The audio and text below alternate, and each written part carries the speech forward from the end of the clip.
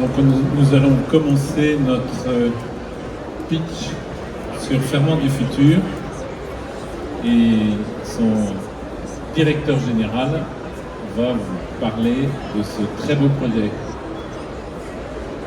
Merci Antoine, bonjour et bienvenue à tous. Donc ravi effectivement de pouvoir vous parler avec mes invités de Ferment du futur. Merci aussi à l'ANIA d'avoir organisé cette réunion. Et alors avant de commencer, je remercie Antoine Ball, président de la commission innovation de l'ANIA. Et puis je laisserai le soin à nos invités de se présenter au moment où je leur donnerai la parole dans quelques minutes. Alors juste avant cela, quelques mots sur Ferment du futur. Alors Ferment du futur, c'est un projet de recherche-innovation qui a été imaginé depuis pas mal de temps déjà par à la fois INRAE et par l'ANIA, mais qui voit le jour de façon très opérationnelle maintenant. Donc c'est le moment pour tous les partenaires publics et privés qui sont intéressés par les sujets des ferments et de la fermentation en agroalimentaire de se mobiliser autour de ce grand défi. C'est un projet qui est financé par France 2030 dans le cadre de la stratégie d'accélération sur l'alimentation durable et favorable à la santé, à hauteur de près de 50 millions d'euros, ce qui va permettre de financer de l'équipement, de la recherche pour accélérer les connaissances dans le domaine de la fermentation. Donc les grands objectifs scientifiques de Ferment du futur, c'est de mieux comprendre les interactions entre les micro-organismes et les aliments, de développer des procédés de fermentation innovants, de mieux comprendre l'impact des aliments, des boissons fermentées sur la santé, et enfin de développer toute une approche à partir des données, de l'intelligence artificielle, pour accélérer la construction d'aliments fermentés répondant à tous ces enjeux d'une alimentation saine et durable. Donc très concrètement, ça démarre dans quelques mois avec un consortium de partenaires publics et privés que nous sommes en train de réunir. Donc côté public, au-delà d'INRAE, nous avons aussi des établissements d'enseignement supérieur et de recherche qui sont mobilisés. Et puis côté privé, je vais passer la parole à quelques-uns des acteurs qui sont intéressés historiquement par le grand défi dans quelques minutes. On va bâtir un consortium paritaire, public-privé. Donc chacun des collèges publics et privés aura le même nombre de voix dans ce consortium pour prendre ensemble toutes les décisions sur la conduite du grand défi Ferment du futur. Ces décisions, ce seront les thématiques des appels à projets que nous lancerons chaque année pour accélérer les efforts de recherche. C'est aussi la sélection des projets de recherche. Et puis plus largement, ce sera toute la vie du consortium en termes d'entrée, de sortie de membres, d'orientation budgétaire, de stratégie de communication, etc.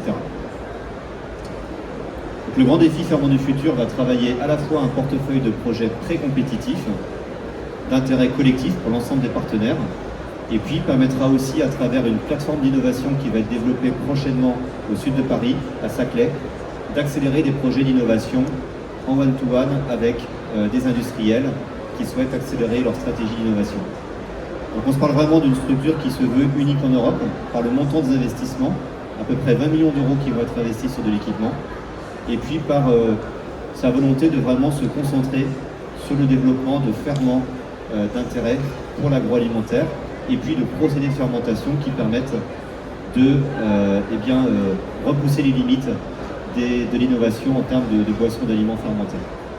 Alors quelques exemples avant de passer la parole à nos invités de projets sur lesquels Ferment du futur pourrait contribuer. Il y a bien sûr tout ce qui tourne autour d'identifier des nouveaux micro-organismes qui pourraient être utilisés en agroalimentaire. Vous le savez, aujourd'hui, on utilise relativement peu de micro-organismes, bien qu'on consomme énormément d'aliments fermentés et de boissons fermentées. Il y a aussi le fait de développer des procédés sur des nouvelles matrices alimentaires, des nouveaux types d'aliments, par exemple des matrices végétales, des matrices semi-solides, des gels de protéines, qui vont permettre de développer des nouvelles solutions pour l'alimentation de demain. Et puis le fait de développer des produits qui répondent à tous les attentes consommateurs, que ce soit en termes de sécurité bien sûr, avec des enjeux par exemple autour de la biopréservation, mais aussi en termes de qualité sensorielle, comment la fermentation va aider à améliorer le goût, la texture, l'apparence des produits, et en termes de santé, de nutrition, en allant chercher des produits au profil nutritionnel amélioré et qui pourront aussi exercer des effets bénéfiques sur le microbiote et la santé des consommateurs. Donc ce grand projet, une dernière fois, est en train de se lancer. Nous sommes en train de réunir les partenaires publics et privés qui vont pouvoir s'engager à travers un accord de consortium dans les prochains mois. Et donc c'est particulièrement opportun de pouvoir vous en parler aujourd'hui et de répondre à vos questions. Alors pour illustrer ce grand défi, nous avons demandé à 3 entreprises de témoigner de leur intérêt. Donc à ce stade, elles réfléchissent à leur engagement sur Ferment du Futur depuis maintenant pas mal de temps, plusieurs mois, plusieurs années pour certaines d'entre elles. Et donc je leur passe tout de suite la parole en leur posant une première question qui est tout simplement de présenter leur entreprise. Patrice Breuil, je suis le directeur d'innovation, recherche et développement de Agrial. Agrial, en quelques mots, c'est un groupe coopératif agricole et agroalimentaire français, du Grand Ouest en termes de berceau, mais implanté dans un périmètre qui est au moins européen et international, puisqu'on a plus d'un quart du chiffre d'affaires global de 6 milliards qui est fait à l'international. Nous sommes implantés assez largement en Europe, au-delà de la France, en Espagne, au UK notamment, et au-delà de l'Europe, en Afrique du Nord et en Amérique du Nord.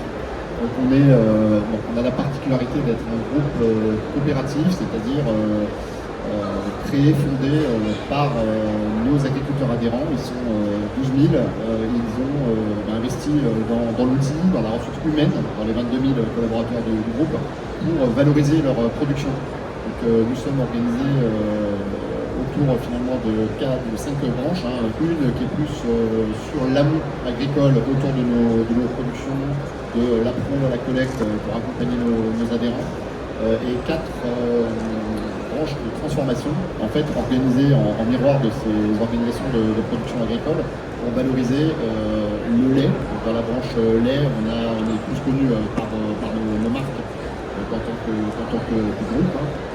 Les marques Soignum notamment pour le fromage de chèvre sur lequel on a une position de leader en France, les beurres grand fermage. Ce sont quelques marques parmi celles de la branche lait, L'Oréal. Dans la branche légumes et fruits frais d'Agrial, on est plus connu autour de nos marques Florette, Créaline, Priméal, pour ce qui est des légumes première gamme. Et pour ce qui est de la branche viande, alors on a un véritable savoir-faire dans la charcuterie notamment, et la viande avec Maître Jacques. Et dans la charcuterie, des belles maisons de charcuterie traditionnelles qui ont su passer à une échelle qui permet d'achalander clairement au niveau national, peu en marque connue, mais beaucoup dans Arangis ou dans les réseaux charcutiers pro. Et on a une belle place avec beaucoup en GMS, là on est plus petit par rapport à certains mastodontes du secteur. Et enfin, la branche boisson, qui est adossée à son organisation de producteurs pommes, qui produit des boissons alcoolisées, puisqu'on fait du cidre. On est leader en France et on est les premiers cidriers indépendants au UK. On a également installé aux États-Unis. Et également du sans-alcool, puisque nous avons du jus de pomme sur lequel nous avons une position de leadership en France. La marque Danao, que vous connaissez probablement, et dans les produits à base de pommes qu'on peut faire, y compris au périmètre international, de la compote, du vinaigre de cidre, périmètre nord-américain, avec notamment une position de leadership sur le segment du bio, sur ces produits-là. Donc voilà pour la présentation d'Agrial. Merci Patrice. Bonjour à tous, moi je suis Élise Boursier, je suis présidente fondatrice de la start-up CEDAC, qui est donc une jeune entreprise basée à Nancy. Notre métier chez CEDAC, c'est de développer des produits à base de légumineuses fermentées pour en faire des produits finis et des ingrédients. On travaille surtout en B2B, pour des entreprises agroalimentaires pour qui on va formuler et développer les produits. Et donc on s'intéresse surtout aux légumineuses parce que c'est une des solutions et une des matières premières qui est très intéressante pour notamment substituer une partie des protéines animales. Alors on est toujours dans une logique d'équilibre entre protéines animales et protéines végétales. Mais ces légumineuses, pour pouvoir bien les utiliser et les démocratiser en alimentation humaine, on a certains verrous à lever parce qu'elles sont notamment contiennent des facteurs antinutritionnels qui empêchent de correctement assimiler les protéines. Et elles ont aussi des notes végétales qui ne sont pas toujours très appréciées du consommateur, ce qui fait que les produits aujourd'hui à base de légumineuses, on en voit de plus en plus sur le marché, mais ça a quand même du mal à se démocratiser, notamment à cause du un goût végétal. Et en fait, nous, on s'intéresse à la fermentation parce que grâce à la fermentation, on arrive à dégrader à la fois les facteurs antinutritionnels, donc on améliore le profil nutritionnel des légumineuses, et on dégrade aussi tout ce qui va être notes vertes. Et donc, on va avoir des produits qui sont plus neutres en goût et avec lesquels on va pouvoir développer beaucoup plus d'applications. Donc, on développe des produits à base de légumineuses, que ce soit sur des substituts de produits laitiers, substituts de viande, mais aussi pour des produits d'épicerie, de la biscuiterie. Enfin, c'est très, très diversifié. Grâce à la fermentation, on arrive à ouvrir tout un panel d'applications en fait, aux légumineuses qui est beaucoup plus large que ce qu'on peut faire aujourd'hui. Merci Élise. Bonjour à tous, Emmanuel Jamet, je suis directeur de recherche en microbiologie et en biochimie pour le groupe Bell. Alors Bell, je vais vous le présenter en quelques mots. C'est une société internationale familiale et on a pour mission de délivrer des aliments qui sont à la fois sains, responsables et accessibles à tous. Voilà, ce sont en trois mots, trois notions, la description du groupe. On est 12 000 collaborateurs à l'heure actuelle, répartis à travers le monde. On a 30 marques, dont 6 marques cœur iconiques que quasiment tout le monde connaît, la vache qui rit, le Babybel, le Kiri, le Boursin, et puis une petite nouvelle qui s'appelle Nourish, qui adresse des produits fabriqués à partir de matières premières végétales. Et puis récemment, on a fait rentrer une belle marque dans notre portefeuille qui s'appelle Pompot, qui est le produit résultant de la fusion entre Bell et Mom, Materne Mont Blanc, il y a quelques mois. Donc voilà pour la description de notre entreprise. Nos ambitions, elles sont évidemment de travailler sur la naturalité, d'apporter de la fonctionnalité aux produits, de la sécurité alimentaire, et tout ça, notre mission au quotidien. Merci Emmanuel. Très belle transition vers la seconde question que je vous adresse. On va commencer par toi, Patrice. Alors pourquoi l'intérêt d'Agrial sur Ferment du Futur? Effectivement, on regarde le consortium avec beaucoup de bienveillance et d'intérêt. Vous savez, chez Agrial, la fermentation, elle est partout, elle est omniprésente. De l'agricole, si on se parle d'ensilage de maïs, ou si on se parle de ce qui se passe dans le domaine des bovins, on se parle de fermentation, on se parle de ferment. Quand on est dans les produits que je présentais brièvement dans la production tout à l'heure, effectivement, qu'on soit dans la salaison, qu'on soit dans le fromage, dans la fermentation alcoolique ou non alcoolique des boissons, la fermentation est omniprésente. Et je veux dire qu'on a des véritables experts de terrain en production. On a des experts en R&D, des bons. Et pour autant, je considère qu'il y a nous considérons, nous travaillons au niveau. On s'intéresse évidemment à la formation de ce consortium avec les directions R&D de chacune des branches que je représente humblement aujourd'hui. Et je considère qu'il y a des enjeux qui vont bien au-delà de ce qu'on peut faire nous individuellement en tant qu'industriel. Et donc le collectif probablement permet d'aller beaucoup plus loin, alors, notamment en rassemblant des experts de haut vol, c'est-à-dire coordonnés par l'INRAE et avec un écosystème scientifique de haut vol. Donc effectivement c'est une décision qui reste à finaliser. Nous, ce qu'on attend clairement, et je pense que c'est vraiment l'esprit du consortium, c'est de pouvoir avancer sur les grands axes que tu évoquais en introduction. Je vais prendre l'interaction matrice aliment. On doit pouvoir progresser sur nos fondamentaux et à la limite, bien au-delà de ce que Agrial fait. Je pense qu'on a, sans arrogance, on peut dire qu'il y a un savoir-faire gastronomique à la française, une tradition aussi de certains produits fermentés comme le fromage, la salaison, etc. C'est de quelque part nous faire grandir de ce que l'on fait déjà, mais nous faire grandir sur la texture, le goût, la conservation. Et effectivement, derrière, on voit vite les enjeux pour du consommateur ou autour du clean label, et on demande de plus en plus, voire parce qu'aujourd'hui, la transparence de la société nous invite à être au-delà du clean label, dans le process, expliquer ce qu'on fait.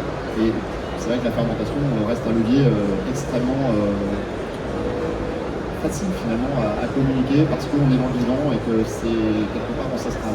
Et pour autant, il y a un champ de compréhension sur lequel on a encore beaucoup de choses à expliquer et à appliquer, parce que nous, c'est vraiment ce qui nous intéresse en tant qu'industriel. Donc, déjà progresser au périmètre effectivement de nos métiers actuels, mais également de ce qui se transformera demain.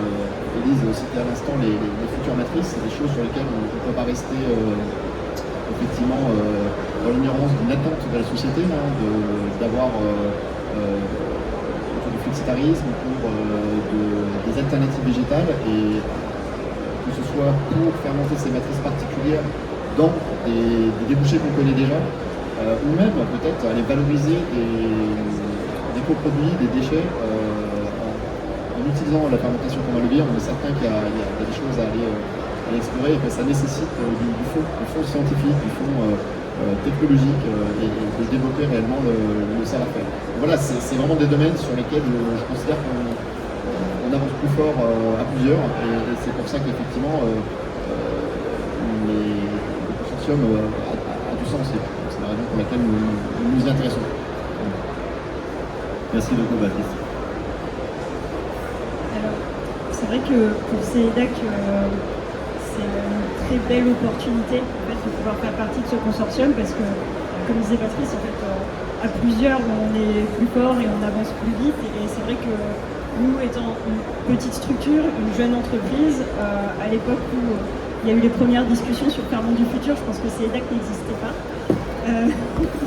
Et c'est vrai que par rapport à mes voisins, on n'a pas la même notoriété, on n'a pas le même modèle, et donc et pas les mêmes moyens non plus. Donc c'est vraiment une opportunité aussi de pouvoir s'appuyer sur un consortium et des partenaires à la fois publics et privés pour monter en compétences sur les sujets de fermentation. Parce que nous, on est vraiment sur de la fermentation appliquée, mais on sait que pour mieux la maîtriser, on a besoin aussi de plus de connaissances et de maîtrise vraiment scientifique sur à la fois la métagénomique, à la fois sur les méthodes de criblage, enfin voilà, sur des choses très pointues et très importantes pour la maîtrise de nos process. Donc c'est quelque chose sur lequel, voilà, pour CEDAC en tout cas c'est important.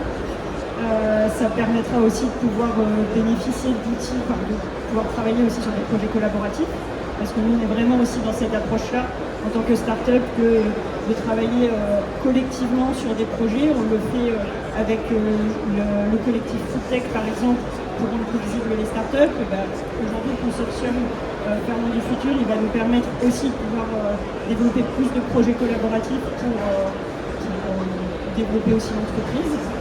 Et ça nous permettra aussi de pouvoir tester des choses qu'on ne pourrait pas tester tout seul, en fait, grâce aux outils qui seront mis en place, grâce aux projets qui seront mis en place. Et je pense que ça nous permettra d'avancer beaucoup plus vite aussi que si on était tout seul. Merci, Élise. Alors, notre statut est un peu différent. On a participé à la construction quasiment ancestrale de ce projet-là, puisqu'il a commencé les premières réflexions en 2015. Et je tenais à féliciter, à remercier Antoine, qui a accompagné pendant ces très longues années toute la stratégie de construction, le montage, toute la difficulté à amener ce projet-là dans toutes les sphères où il a été amené, et pour aboutir aujourd'hui à une réussite. Donc on en profite, on célèbre en plus. Donc pour Belle, très clairement, on a d'ores et déjà maintenant 3 terrains de jeu très différents. Le laitier, tout ce qui est matière première végétale, et maintenant aussi le fruitier. Et dans cette stratégie d'innovation, on a de grosses ambitions autour de la naturalité, de la sécurité alimentaire évidemment, de la qualité alimentaire, de la durée de vie, mais aussi par la suite de la fonctionnalité et de la nutrition. Et évidemment, dans tous ces axes-là, la fermentation peut nous apporter des leviers extraordinaires d'innovation, de croissance. On parle maintenant de connaître tous les microbiotes, tous les microbiomes, pour pouvoir les maîtriser, en choisir la substantifique molle et l'utiliser à des fins dédiées, à des fins ciblées pour répondre aux besoins de nos produits. Et c'est vraiment dans ça, nous on veut travailler avec ce projet-là. On veut participer à cet effort et à cette émulation, amener nos problématiques de fermentation dans le périmètre. Souvent j'entends dire, mais Belle, il ne fait pas des produits fermentés. Détrompez-vous, une vache qui rit, à la base, c'est fait avec quoi? Avec de l'emmental. Et l'emmental est un produit fermenté. Un kiri est un produit fermenté. Un babybel est un produit fermenté. Comme je dis souvent, chez nous, tout est fermenté, mais on ne le sait pas. Donc, vraiment, d'impulser et de renforcer ces axes d'innovation autour de la fermentation dans mon groupe, mais aussi dans tout ce qui est la sphère française, et où on a une force en France, c'est ces ferments et ces fermentations. Merci beaucoup Emmanuel. Merci à tous une fois de plus pour votre témoignage. Donc c'est très révélateur de l'état d'esprit qu'on veut donner à Ferment du Futur, où on accueille à la fois donc, des startups jusqu'aux grands groupes en passant par les coopératives sur différents secteurs économiques, depuis voilà, les différentes applications qu'ont mentionné nos intervenants. Une fois de plus merci et je laisse le mot de la fin à Antoine. À moins que Patrice, tu souhaites ajouter un petit mot. Je ne pas de parler après le président, ça va juste rebondir sur un élément que citait Emmanuel. Effectivement, en bout de chaîne, ça ne se voit pas forcément, il peut y avoir eu de la fermentation en amont. Et je voudrais partager un retour d'expérience dans une toute petite filière qui est la filière cidricole, dans laquelle à un moment donné, il y a eu un montage d'un projet collaboratif qui visait en fait à travailler sur le cidre à destination de devenir un calvados. Alors le calvados derrière, c'est tout sauf un produit fermenté en apparence, il a été distillé, etc. Sauf qu'en réalité, la manière dont on a choisi effectivement et conduit la fermentation en amont, en réalité a effectivement conduit à comprendre et mieux fabriquer le cidre qui rentre dans la distillation du calvados. Et si je dis ça, c'est parce que je pense qu'il y a un certain nombre d'industriels là autour dans l'Assemblée qui peut-être se posent la question. Il y a énormément de bénéfices à ces consortiums. Et quelque part, la réussite, c'est pas les chercheurs tout seuls, c'est pas les industriels tout seuls. Il y a vraiment les deux qui doivent s'imbriquer. Et je pense que notre intérêt, à ceux qui manifestent un intérêt aujourd'hui, c'est que on soit finalement quelques-uns à poser des problématiques en commun. Et si elles se rassemblent, et si on a envie de pousser ensemble, c'est la meilleure manière effectivement de progresser avec des moyens qu'on n'a pas tous individuellement. Voilà, je termine juste par cet aspect-là pour rebondir effectivement. Voilà, merci beaucoup. Alors, on est effectivement très heureux et avec Emmanuel, on fait partie de ceux qui, depuis le début, ont partagé cette conviction qui est sur trois bases. La première, c'est que nos consommateurs souhaitent une alimentation toujours plus sûre, plus saine et plus durable. Deuxième constat, les sciences de la fermentation, vous ne pouvez pas imaginer à quelle vitesse elles progressent aujourd'hui. Grâce au digital, mais pas que. C'est absolument énorme. Métabolomique, métagénomique, c'est fou ce que l'on apporte aujourd'hui comme possibilité à la création de nouveaux ferments, à l'utilisation meilleure des ferments. Troisième constat, effectivement, toutes nos entreprises, chacune dans son coin, sont excellentes. Et c'est l'excellence à la française sur la fermentation. Mais on a besoin d'aller plus loin et on a besoin de fondamental. Et pour le fondamental, l'union fait la force et aller chercher le concours de l'État et le concours des institutions comme l'INRAE pour faire créer un gros socle qui va faire la différence avec la compétition mondiale, c'était notre objectif et c'était notre mission. Et c'est ce à quoi nous sommes parvenus très récemment. Et je suis vraiment très heureux d'avoir partagé tout ce chemin et je souhaite mille choses à ce consortium. Je nous souhaite plein de succès dans la réalisation après un premier succès dans l'obtention des soutiens de l'État. Voilà. Et alors, pour ceux qui sont encore en train de se poser la question, ce que je voudrais vous dire, c'est qu'on a vraiment travaillé sur le fait que ce soit à la fois quelque chose qui soit du domaine du collectif, où de la propriété intellectuelle commune sera générée, mais qu'en même temps, chaque membre du consortium pourra diriger les travaux fondamentaux au sein d'un comité stratégique, mais aussi pourra contractualiser avec le consortium sur des projets particuliers sur lesquels il obtiendra sa propre propriété intellectuelle. Et ça, c'est vraiment ce dialogue public-privé auquel nous sommes extrêmement attachés et auquel l'ANIA travaille tous les jours avec l'INRAE. Mais si l'ANIA est si fort là-dedans, c'est justement parce qu'il est convaincu que cet équilibre public-privé est atteint dans ce consortium et dans le modèle qui est mis en œuvre. Voilà. Alors, il est encore largement temps. Nous avons des années devant nous. Rejoignez-nous maintenant, mais rejoignez-nous demain si maintenant c'est pas possible. Voilà. Alors, pour conclure, si vous souhaitez poser une question, alors vous pouvez le faire après cette table ronde ou même maintenant. On a encore quelques minutes devant nous. Et je pense que Nadège qui travaille avec nous sur Ferment du Futur, c'est pas un plaisir de passer le micro. Merci beaucoup Nadège. Si vous souhaitez poser une question. Pas tous à la fois.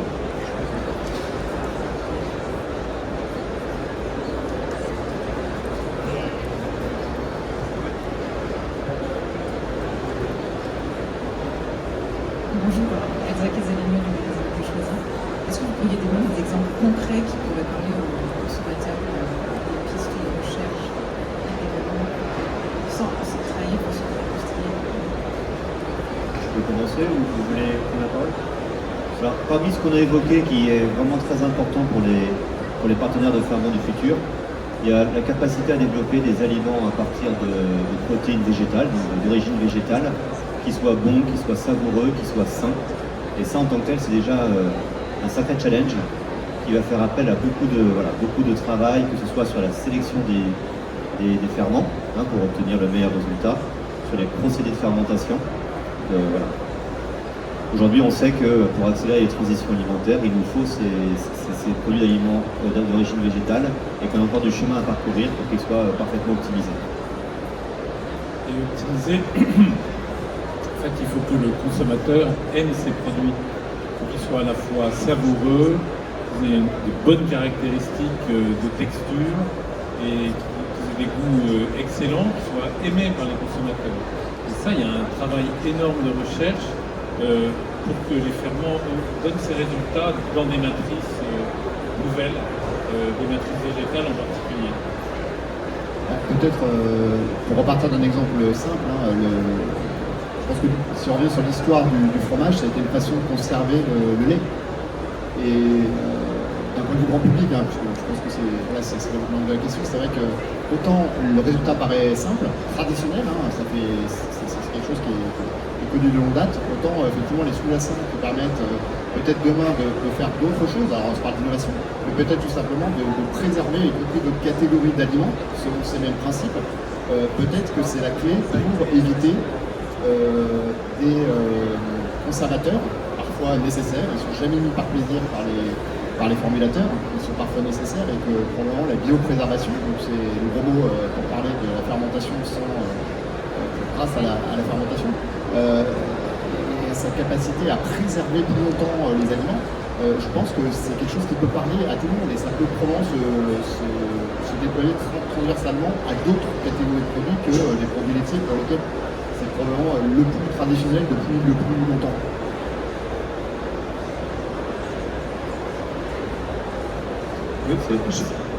Je viens juste rebondir sur cette partie préservation, ce qu'on appelle aussi la biopréservation, c'est-à-dire d'enlever les additifs de nos aliments pour le remplacer par des mécanismes naturels de conservation. Et ça, c'est le Graal pour tout le monde, évidemment, de pouvoir conserver naturellement le plus longtemps possible nos produits agroalimentaires. Il y a un point qui est hyper important aussi maintenant, c'est le gaspillage. De pouvoir optimiser cette durée de vie, de pouvoir optimiser le temps de mise sur le marché dans des bonnes conditions de nos produits, de manière hyper sécure pour le consommateur, mais tout en gardant toute la qualité de nos produits agroalimentaires. C'est un enjeu clé pour augmenter la durée de vie et donc de limiter ce gaspillage. Et ça, il y a des leviers par la fermentation qui nous permettent de le faire et on essaye de les mettre en œuvre le mieux possible sur toutes les matrices possibles et inimaginables. Le lait, évidemment, c'est un peu ancestral, mais maintenant aussi tout ce qui est matière première végétale ou fruitière. Oui, bonjour. J'ai deux choses à vous dire. Je vous remercie déjà des interventions. Donc, si vous venez voir ma petite start-up qui fait des produits végétaux fermentés, ça c'est une première chose. Je vous invite à venir déguster. Par contre, Monsieur Gaulle, l'important pour moi, c'est de savoir comment une entreprise de 3 personnes, pleine de bonne volonté, puisse intégrer ce projet. Est-ce possible et comment peut-on faire? Alors, vous pouvez nous rejoindre. Pardon. Vous pouvez nous rejoindre très facilement. Le mécanisme, c'est le suivant. On a un système de cotisation annuelle qui est renouvelable tous les 3 ans, avec une cotisation qui dépend de la taille de l'entreprise. Évidemment, les grandes entreprises comme Bell ne vont pas cotiser exactement la même chose qu'une start-up. Et on a un barème, on ne va pas parler de barème, mais qu'on a voulu abordable pour les start-up, pour qu'elles puissent justement bénéficier de cette recherche amont qu'on va développer. Donc, vous avez ici Damien qui pourra vous en parler plus avant, et on vient d'embaucher responsable du développement et qui pourra vous donner tous les détails.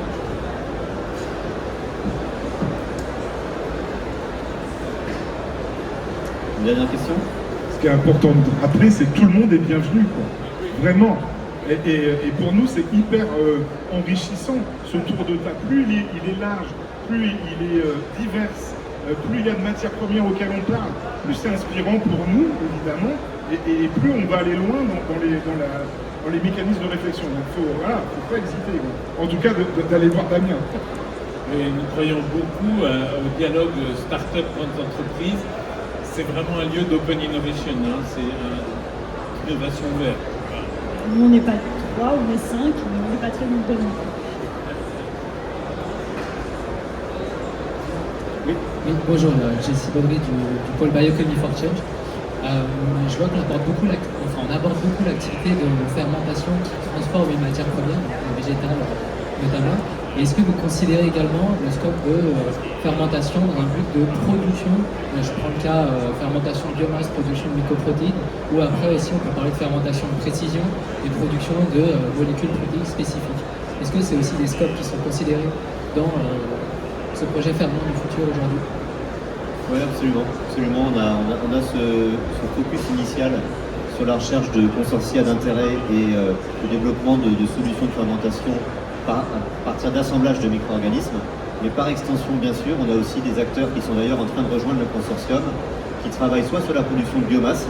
On a l'exemple d'une start-up qui travaille sur la production de biomasse à des fins agricoles, en fait, en bioprotection.